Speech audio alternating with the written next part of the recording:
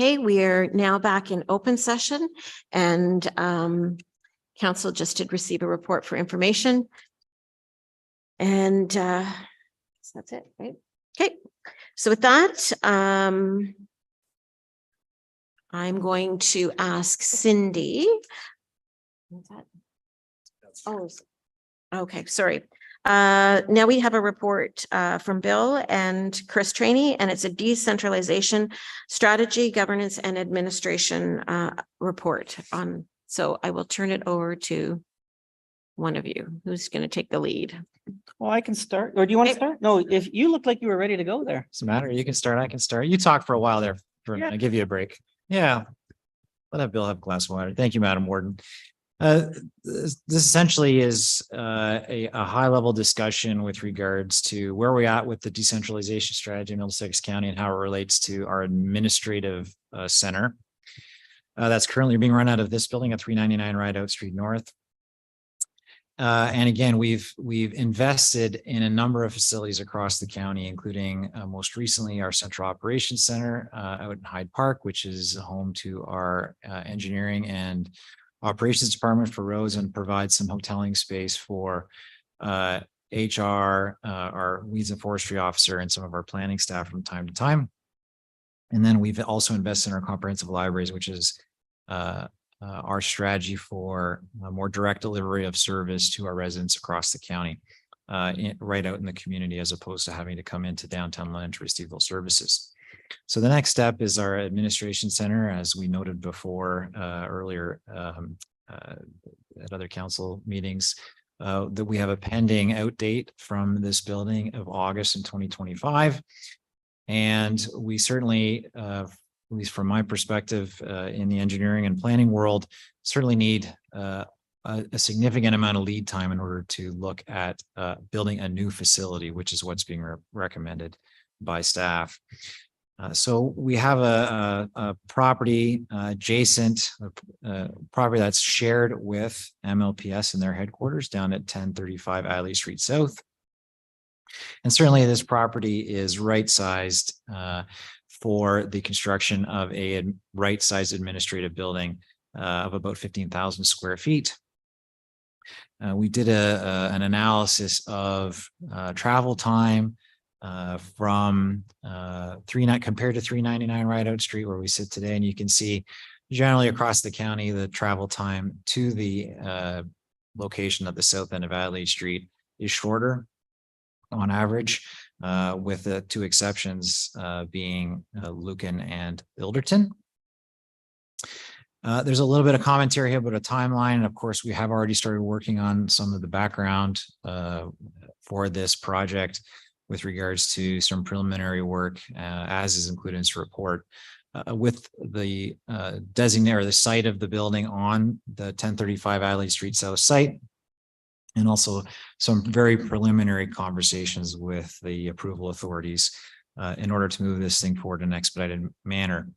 That being said, even giving ourselves a bit of a generous timeline, the most optimistic turnaround on a project of this scope is likely in the range of 22 months to 2 years. So we are quite tight against that deadline in order for us not to incur any additional penalties or any additional lease costs in order for us to find somewhere else to be in the event that we do have to vacate this building as per the terms of the purchase and sale agreement with York. So at this stage, we have already started some preliminary work with Matter Architecture Studios, and they provided us a quotation to get us to a site plan approved facility, which we can take to the next step to get us to the tender and construction of that building. And the provided quote from Matter is $28,500 plus HST. And we're coming to you today in order to get an exemption from our procurement policy in order to basically single source this project to Matter Architectural Studio. So I'm not sure if Bill has anything more to include on this report, but I'd be happy to answer any questions. Okay, thanks, Chris. Questions, comments, discussion on the report and recommendation in front of you?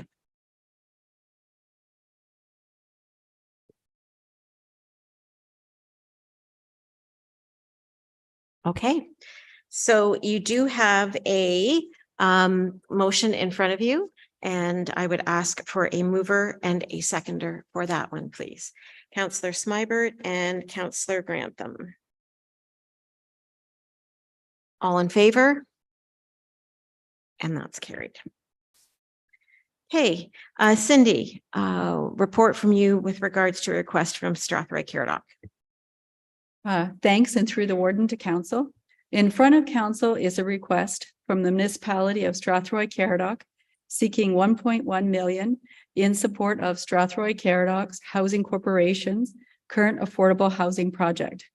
The report outlines the project that has 37 units with 15 affordable. Earlier in May, council was provided with a detailed overview of the county loan program. Based on the information provided, the 1.1 million being requested currently does not meet the intent of the program and the criteria for funding through the county loan program. And I'm very happy to answer any questions you may have.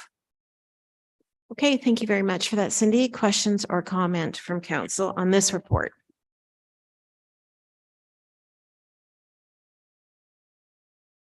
Okay, if I can get a mover and a seconder for the recommended motion in front of you, please.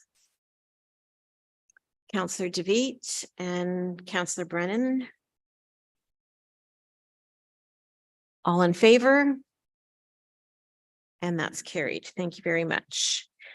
Any inquiries? Notice of motion? Councillor comments? Okay, if I can get a mover and a seconder so we can move into the committee of the whole at 1:55, please. Councillor Grantham and Councillor Clark. All in favor? And that's carried. Oh, Cassandra's joining us via Zoom. Okay, so the first delegation we have in front of you, actually it's a report from update on our attainable housing review, and joining us via Zoom is Cassandra Vink from Vink Consulting. So welcome, Cassandra, and if you can hear me, I hope I can hear you, and I will turn it over to you. Thank you, Madam Warden. I hope everyone can hear me. Sorry, I'm not joining everyone in person today. I'd like to share with you an update on the Attainable Housing Review, just recap a little bit about what it set out to do and our recommended strategy report. So if you could move forward to the next slide. The Attainable Housing Review was intended to better understand the supply and demand for housing across the housing continuum, and intended to identify gaps in the provision of housing, as well as prepare a municipal strategy aimed at ensuring a broad range of housing options that are available to meet the spectrum of needs of both current and future residents. Next slide, please. The scope of the review included a look at existing local housing strategies, an analysis of housing data. It looked at roles and responsibilities related to housing. It looked at what other municipalities are using as what could be considered best practices and how the county compares to other municipalities. It included a range of community engagement activities. It looked and provided information on the issues, options, and how to access information on housing. It included the development of a developer information guide and recommendations for land use planning. So I'd like to share with you now a bit of an overview of the Attainable Housing Strategy Action Plan that was put forward. First, the vision and goals. So the proposed vision is based on existing vision that the county adopted for its housing and homelessness plan, that every Middlesex County resident has the opportunity to access the type of housing they need in their community. There were 3 goals identified. The first was to support clarification of county and local municipal roles in addressing housing and homelessness needs in Middlesex County. The second one was to have a range of housing options, including a mix of unit types, tenures, and supports to meet the needs of current and future county residents.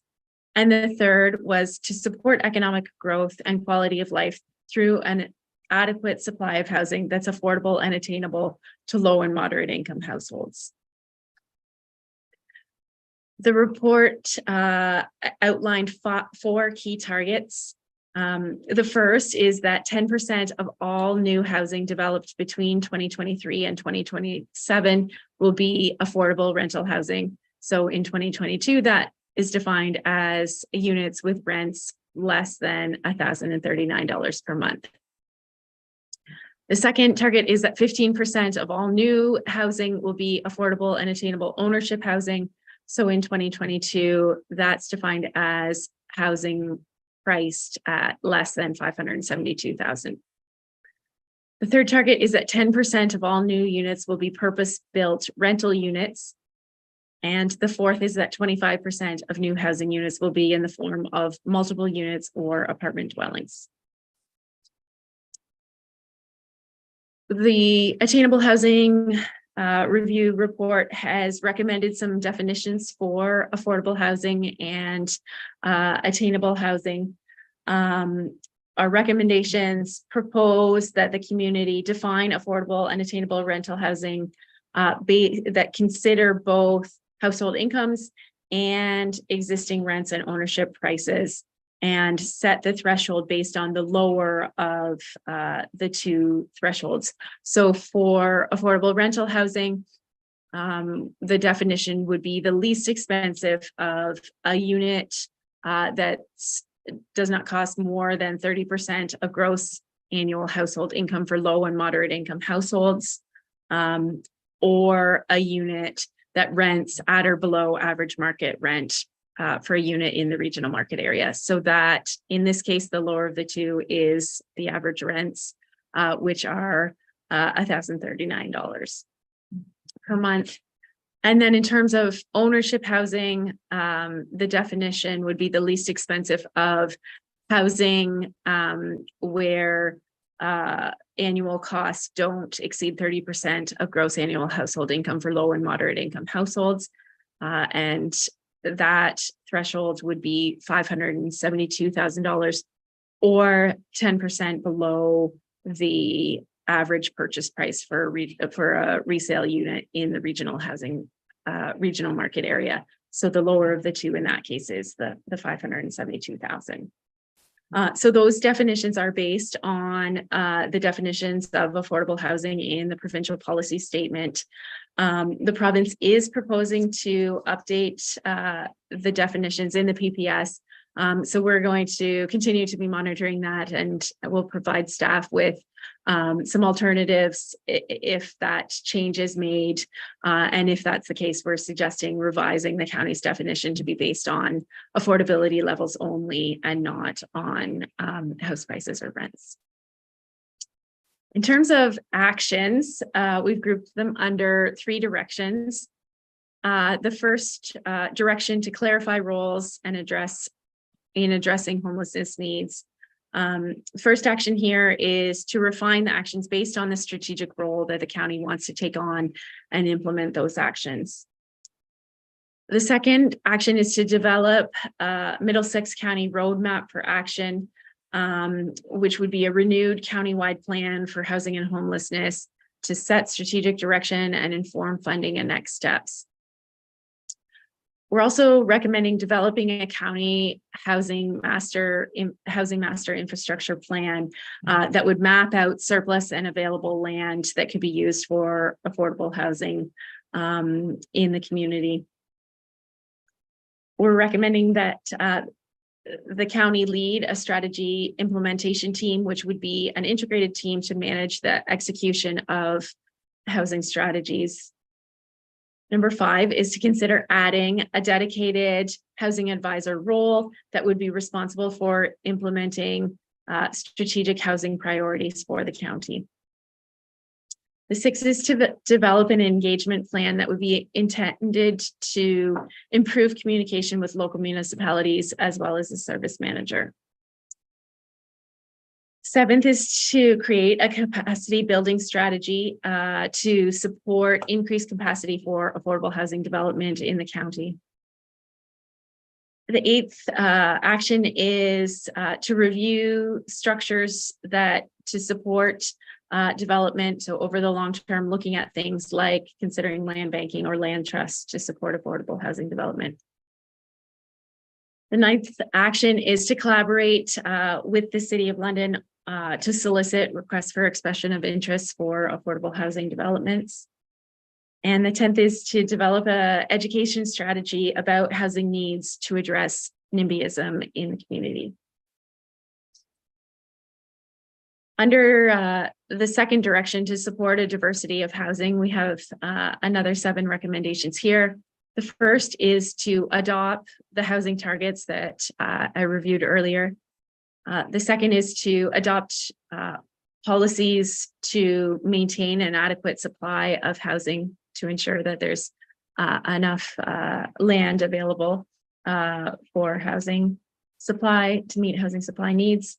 To implement zoning solutions to reduce land costs and increase density, to adopt policies to encourage a range of housing options, whether those are manufactured housing, shipping container housing, suite ready units, or accessibility features.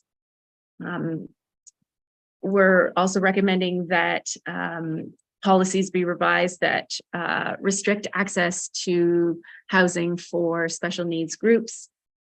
And recommending that policies be updated to support streamlined planning applications for affordable housing developments. And to consider policies that would support the retention of rental housing in the community. Under the third direction that is aimed at ensuring an adequate supply of housing that's affordable and attainable to low and moderate income households. Actions here are to include a definition of affordable housing in the county's official plan and local municipal official plans, to provide incentives for affordable and supportive housing and purpose-built rental housing. The third is for local municipalities to establish modified standards for affordable housing. And the fourth is to prioritize planning approvals for affordable housing. That's a bit of an overview of the proposed actions. The intention is that staff would come back with a report outlining their recommendations for implementation. And I'm happy to answer any questions you might have on the draft Attainable Housing Review report or presentation. Okay, thank you very much, Cassandra. Certainly appreciate the overview on the report. I might be putting him on the spot. Dirk, did you have anything that you wanted to add before I open it up for comment and question? Maybe just very briefly through the warden, it's just to reiterate what Cassandra said. The next step for staff, at least pending any direction or any discussion that happens today, would be to bring back an implementation report that takes those items, sort of puts them into the low hanging fruit, the middle, the longer, and then puts some costing. And then there's going to be a couple of key decision points for council as to where you want to go and what kind of resources you want to put into something like this or not. So there'll be future decisions to make, but the goal really was to sort of give you a high end summary of the work that was done and seek any comments that you have. Thank you for that. Questions from council. Councillor Grantham. Thank you, Warden. Through you, a comment and a question. Really appreciate the report. I didn't see the words rent geared income anywhere on the report. I wonder if under the definitions, a unit for which the rent does not exceed 30% of gross annual household income. Is that meant to cover RGI or rent geared income? So I was really looking for those terms. Thank you. Through you, Madam Warden. Great question. The rent geared to income is tends to be used as a specific program term, as opposed to necessarily a policy term. But we do recognize that with the definition of affordable rental housing being set at rents that are, you know, a little over $1,000. In order to get to those levels, there would need to be some form of financial assistance provided, and that could be both financial assistance to create the housing, to reduce the rents to a certain level, or could include, in some cases, rental assistance that could be geared to income to bring rents down to affordable levels for those low income households. To follow up or anything? Any other questions or comments from council? Councillor McGuire. Thank you, Madam Warden. I believe this would be to our director, but I'm just wondering, is it the implementation report where I will start to see how this report fits into actually what the municipalities and or the county would start to do? Because I'm having that gap in my mind right now. Thank you. Yes, through the warden, there's a couple of reports that are already done that we're just putting the final crossing T's, making sure they're AODA compliant, et cetera. And one of the great ones that that I will make sure it's on our website and circulated looks at existing roles and kind of from a third party kind of reviews City of London's role, county, local, provincial, federal. It is a complex system, of course.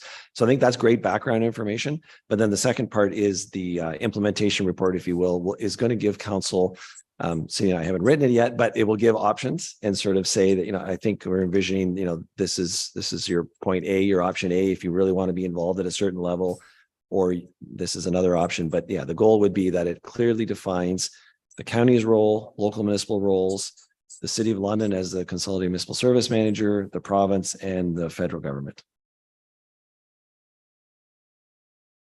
Any other questions or comments from council? Okay, thank you very much. Thank you, Cassandra, for that report. It was good seeing you, even if it was virtually. And with that, you do have a recommended motion in front of you, and I would ask for a mover and a seconder for that, please. Councillor Smybert and a seconder, Councillor McMillan. All in favor? That's carried. Thank you very much. Okay, up next is a report from Chris, and that is a report dealing with our machinery replacement program for the next 5 years. Chris. Yeah, thank you, Madam Warden. I'll take a little bit of time to go through the background on this report, as this may be the first time some of our councillors have heard our somewhat unique county approach to our equipment replacement program. So essentially, you'll see attached our 5-year equipment replacement or machinery equipment replacement program, that is a list of all of the pieces of machinery in our fleet and the dates that they were purchased and the dates they're scheduled to be replaced. We essentially try to keep a very even level of expenditure for our machinery replacement, so we don't have any spikes in any particular year within a 5-year program. You can see that they're all generally close to one another as far as total value of replacement. So you'll see that this current 5-year replacement program is $5,833,000, or an average of $1.116 million per year.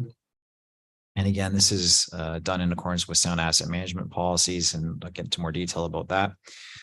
But we should know that it is an increase over the previously approved 5-year equipment replacement program of about 20. And unfortunately, it just is the nature of the world that we're seeing continued impacts on the costs of our equipment, especially those around trucks and other large vehicles.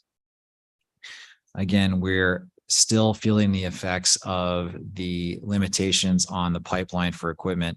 It's still affecting our prices and the availability of equipment in Ontario. So the uniqueness that I speak about in Middlesex County is that we tender out our vehicles that are scheduled to be replaced in 2024 in the previous fall. So in this case, 2023.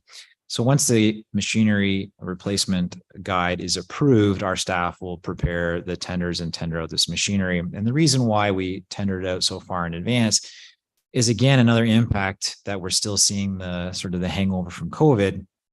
It's taking us nearly a year or 18 months to see some piece of equipment get delivered to the county and operational. And the way that we manage our program is that the pieces of equipment that are scheduled to be released from our fleet are really at a stage where we're going to expect significant costs to keep those pieces of equipment running. But more importantly, there's a reasonable expectation that those pieces of equipment will have to be taken out of service for repair, which seriously impacts our ability to maintain our roads in the winter season, especially in accordance with minimum maintenance standards, which has a pretty significant impact on the safety of the traveling public in Middlesex County. We are always looking at reviewing our methods for acquisition of vehicles, and with Josh, we're looking at some new ways, especially around small ready-made vehicles, so pickup trucks and other small vehicles that we cycle through our fleet on a regular basis. We again still have challenges with regards to having trucks out to tender and getting fair bids and getting those vehicles replaced in a timely manner. I think the other thing that I've said here again is that we keep our equipment to a point where it's not, a broken down piece of equipment on the side of the road that has zero value. We do put these pieces of equipment out to auction when they cycle out of our fleet, and we actually keep vehicles sort of on two tiers. So you'll see in the guide, in many spaces, you'll see where it's noted as a spare cycle through or an assess annually type of vehicle. Our spare cycle through are sort of the vehicles that have gone through their primary service run in the county. And then we hold on to those vehicles for some time. They're still in decent shape, that they're there. As we talked about earlier, if a piece of equipment's off the road being serviced or we have a breakdown, those pieces of equipment can fill into the fleet on a temporary basis, and certainly make sure that we're always able to run our full deployment, especially during the winter months. So again, this doesn't impact our capital budget for 2023, but in 2024, we would expect to have an increase of about 20% on our machinery equipment replacement program. So it's going to equivalent to about $150,000 in real numbers. And I simply have the program here for your approval today for 2024. And I'm asking that we continue with the practice of tendering this equipment in the fall of 2023. And be happy to answer any questions about the report. Okay, thank you very much for that, Chris, and appreciate you walking through because, as you say, not everybody has seen this before. Any questions or comments, clarifications required by council for this report? Councillor Robb. Thank you through the warden to Chris. First of all, I agree with the way we are, the tendering process and doing it early. I know it's before the budget, but we know we have to do these things. A more specific question that I would have, for example, like we have our vacuum truck. Do we offer to, not free of charge, but do we offer to lease that out or rent that out for to lower tiers for use at all to help cover some costs? Yeah, through the warden to Councillor Robb. Yeah, absolutely. So we do line painting for our local municipalities with our highway marker. We if we have availability with our vacuum truck, it does stay very busy with our staff. But when we do have availability, we do offer that out to our public works directors locally. And we do utilize our vehicles on local jobs as well that we undertake for local municipalities. So our bridge rehabilitation program that we offer to our local partners. And then next year, we're undertaking our first road reconstruction program for the municipality of Adelaide Metcalfe, which will utilize a number of pieces of equipment in our fleet. And Warden, if just allow me, I did forget to mention this, just seeing Councillor Ropp, and I know this is usually a question he asks about electrification or alternative fuels for our fleet. We are looking at bringing another report. I know this is something that we've been trying to do for a number of years, and there are still a number of challenges that I won't get into today about the whole alternative fuel or electrification of our fleet. I'd hope to have something to follow up this report today, but anyone who's looking for an electric powered pickup truck can tell you they don't really exist.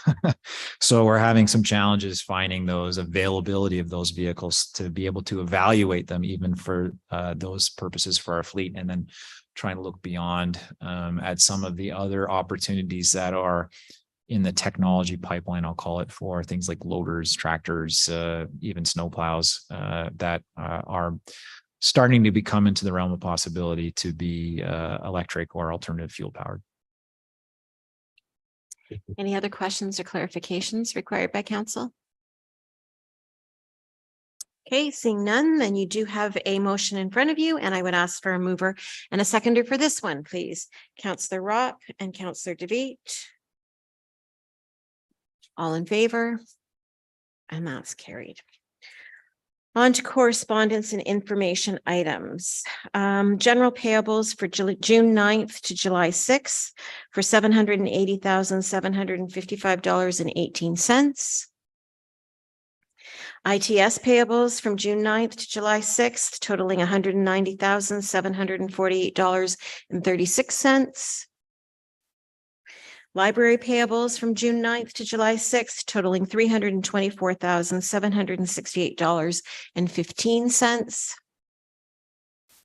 MLPS payables June 9th to July 6th totaling $1,209,790.86. Planning payables June 9th to July 6th totaling $5,027.89. Roads payables June 9th to July 6th, $1,320,995.60. Social service payables from June 9th to July 6th totaling $1,068,303.43. Strathmere Lodge payables from June 9th to July 6th, totaling $83,911.67. And economic development payables from June 9th to July 6th, totaling $24,371.14. A mover and a seconder, and our electronic payments for June 2023. A mover and a seconder to receive those items for information, please. Councillor Clark and Councillor McMillan. All in favor? And that's carried. Okay, correspondence items, there's a number of them. Ontario Land Tribunal Appeal of Proposed Plan of Subdivision, file number 39T-SC 1901. This is a Sifton property in Strathroy Caradoc. Final approval of Rosewood Plan of Subdivision Phase 2, file 39T-TC 1701, and that's in Thames Centre. Wowsy letter to Minister Clark regarding the proposed provincial planning statement. Elgin County Warden's Charity Golf Tournament. Certainly, we saw the success of ours. If anybody's interested in playing, please contact them. Final approval of C&L Group Plan of Condominium, file 39T-MC-CD9 2201 for the Municipality of Middlesex Centre. Memo from the Honorable Sylvia Jones, Your Health Models of Care Innovation Fund. Road Department construction update for July 18th. Waste Connection of Canada letter for the Ridge Landfill Notice of Commencement of Environmental Screening Report. Letter from MMAH, Municipal Modernization Funding Program and recent changes to the Planning Act. County Official Plan Amendment number 3, the minister's decision, and I might ask Dirk to speak to this one. Thank you through the warden. I'll be very brief. During the last term of council, there was quite an extensive process undertaken to update the official plan, a complete overhaul really, and we called that Middlesex 2046. That culminated in the adoption of amendment number 3 on July 19th, 2022. And I'm pretty excited, to be honest, on July 7th of this year, the minister did approve amendment number 3. There are 17 modifications in there, and I wrote a brief summary of them in the report, and we're still looking at them. Overall, there's none in there that are substantial or of concern to me. There is no appeal or recourse, even if you weren't satisfied. But nevertheless, this does allow us to move forward on a number of things, including there's a number of local official plan amendments that were caught on this. And so that is on our desk now, and you'll be seeing those in the coming months. But otherwise, that just sort of a bit of a milestone to at least get that beyond us, and we can continue on now.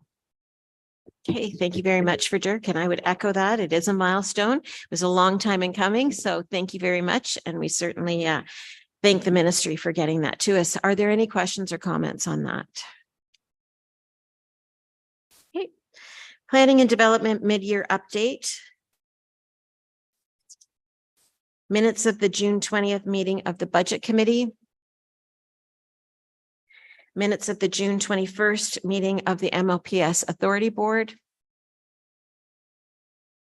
And a letter from the Minister of Long-Term Care, final 2022-23 COVID-19 prevention and containment payment.